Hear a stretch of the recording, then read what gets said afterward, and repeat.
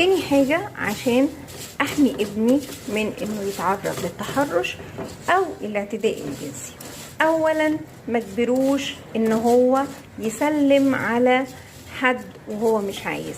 سلم على طنط يا حبيبي، بوس طنط يا حبيبي، سلم على عمه، خد منه الشوكولاته دي، عيب يا حبيبي.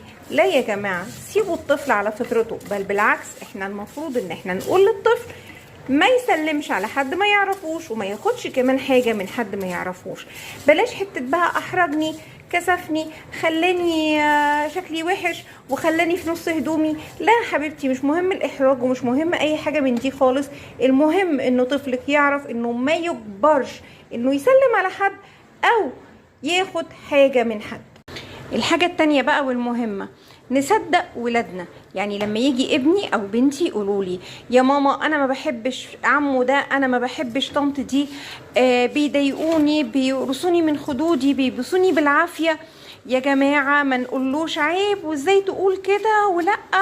ولما يجي مثلا طنط او عمو دول ضايقوهم، فالطفل يقول له انت وحش او انت وحشة، يقول ولد عيب ما يصحش ما تقولش كده.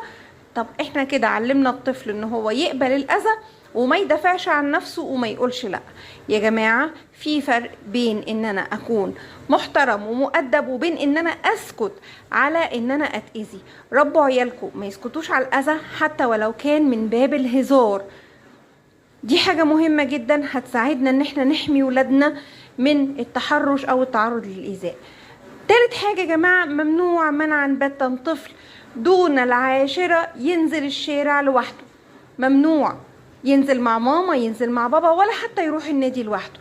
ينزل مع حد كبير، وكبير ده يعني معناها 17 18 سنة مش اقل من كده.